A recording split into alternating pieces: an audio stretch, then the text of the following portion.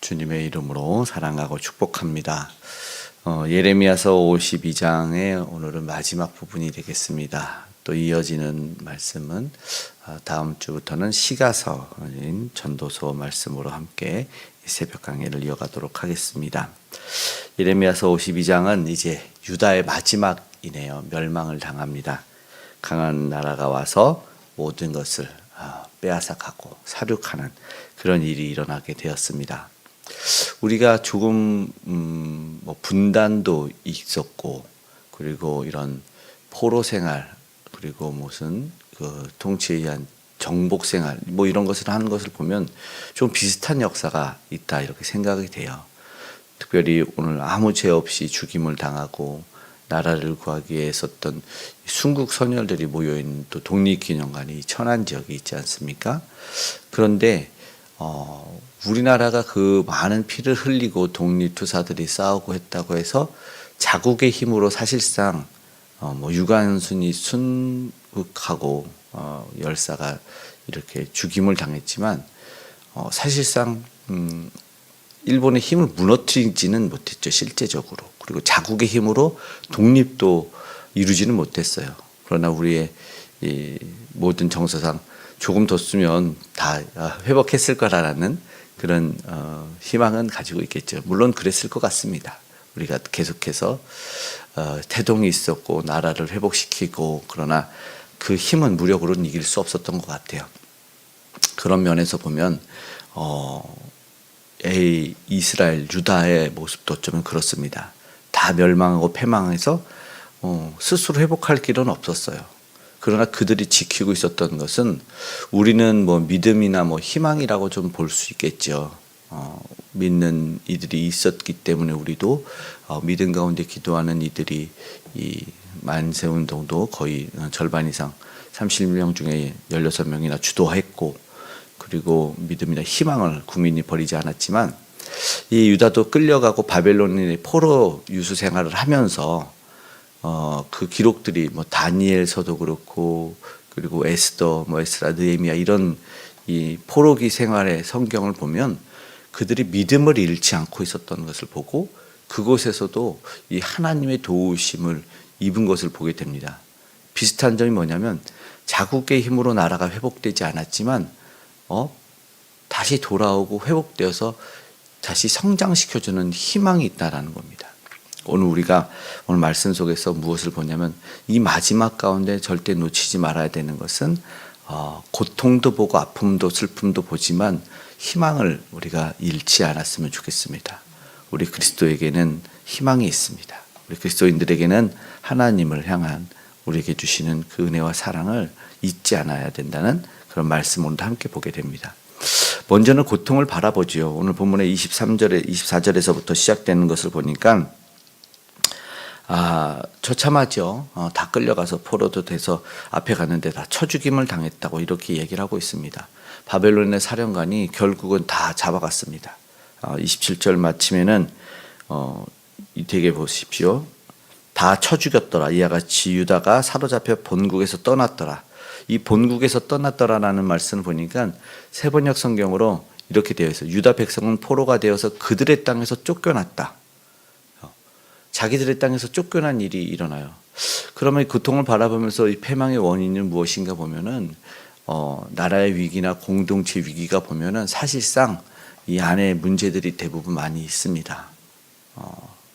일단은 순종하지 않았고 우상을 섬겼어요. 근데 이 오늘자 읽는 열왕기하 20장의 성경에 보면 히스기야 이야기가 나오는데, 히스기야가 병들었다가 하나님이 15년 연장을 시켜주는 이사야의 이야기가 나오는데, 그때 바벨론의 사절단이 왔는데 왕궁에 있는 것을 모두 보여줘 버리죠. 그랬더니 그때 예언이 임합니다. 어떤 예언이 임하냐면 이 앞에 보였던 이 성전에 있는 모든 것을 하나도 남김없이 바벨론으로 다 가져가게 될 거라는 예언이 있었는데 사실 그것이 성취되죠. 그것은 뭐였냐면 교만이었습니다. 우리는 이렇게 많은 것을 이루었고 우리는 아주 튼튼하고 훌륭한 나라다. 이런 교만이 결국은 예언으로 이어져서 사실은 이 예루살렘 유다의 패망은 예언의 성취이기도 한 것입니다. 그러나 그 가운데 하나님은 회복도 역시나 이어졌어요. 뭐냐면 시드기야 왕에게 마지막 왕에게 너는 항복해라. 더 많은 피를 흘리지 않게 항복하면 그것이 살 길이다 했어요. 그러나 시드기야 왕의 그 말을 거절하죠. 왜냐하면 인근에 어떻게 우리가 저 나라한테 항복을 하느냐? 우리가 뭐 자존심이 없냐? 그랬더니 그 신하와 고관들, 이 귀족들의 말을 듣고 무서워서 항복을 못하고 오히려 그 예언을 한 예레미야를 때리고 가두게 됩니다. 결국은 무슨 일이 일어납니까? 더 많은 피를 흘리게 되고 더 많은 백성들이 죽임을 당하죠.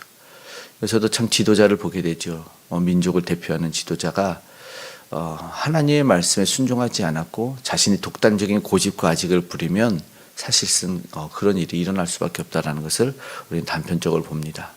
그리고 오늘 목숨을 건진 자들은 사실은 다 포로가 됩니다. 얼마나 비참한 일입니까? 그러니까 죽임을 당한 것이 이 당시 상황을 우리가 실제적으로 모르지만 전쟁과 이 침략기를 겪었던 이 조상 선조들의 이야기를 들으면 나라를 빼앗긴 슬픔, 포로되었던 슬픔, 억압받은 세월, 죽임을 당한 모든 것 무슨 차이가 있겠냐? 당시 차라리 죽는 자들이 더 편했을 것 정도로 포로 생활은 비참하고 처참한 인격의 유린을 당한 그런 일이었다. 처참한 일들. 그런 이 처참함 속에서 여전히 우리는 생각해야 됩니다.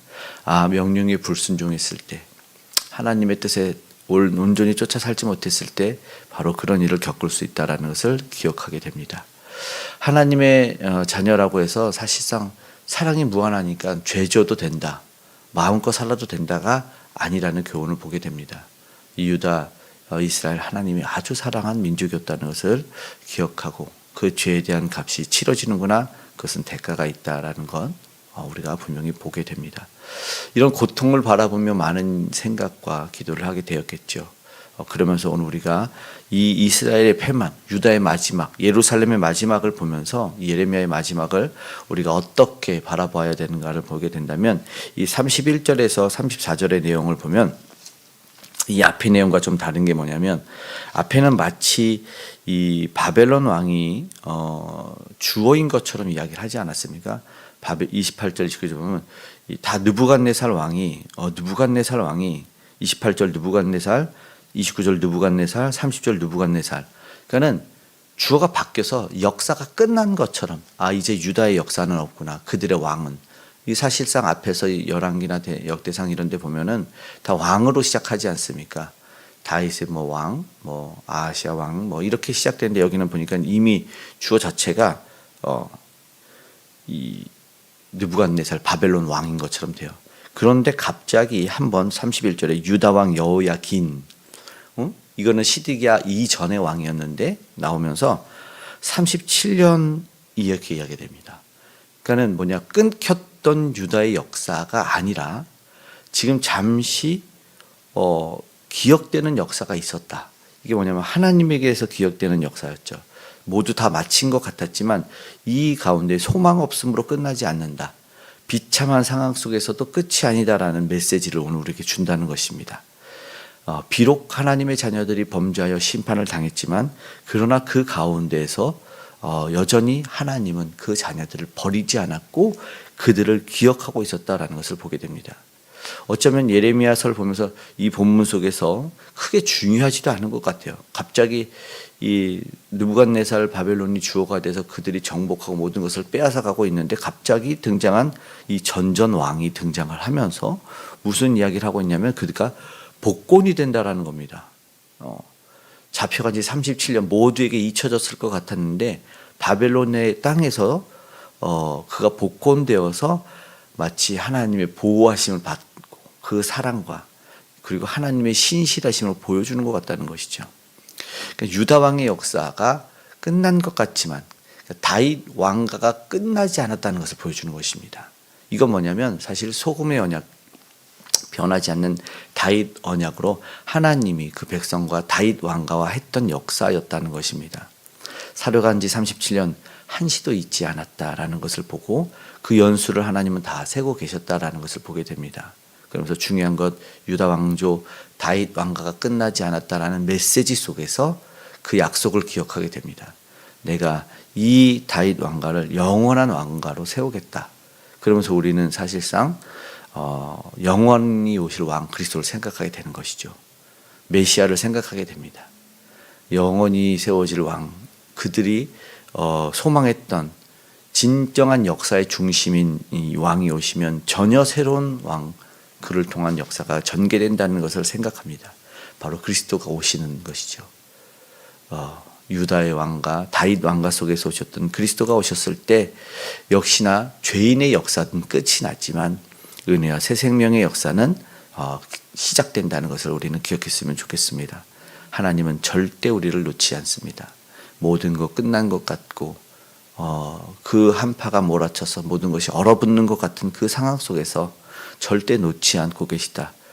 반드시 그리스도의 계절이 온다라는 것을 우리에게 이야기하고 있다는 것입니다. 그래서 오늘 우리의 마음 속에, 우리의 믿음 속에 절대로 우리를 놓지 않는 우리 주님, 그 약속을 끝까지 이루어내시는 우리 예수 그리스도를 바라보기를 원하고 그리스도의 계절을 한없이 누릴 수 있는 우리 저와 여러분이 되기를 소망합니다. 아멘. 예레미야서 강의를 마치겠습니다. 사랑의 아버지 감사합니다. 모두는 절망이고 끝이라고 했지만 그래서 우리는 자국으로 일어날 힘이 없었지만 그러나 하나님께서 일으켜 주셨습니다. 그 약속 때문에 그 신실하심 때문에 오늘 우리를 일으켜 주셔서 살려주셨음을 우리는 고백하고 감사를 드립니다.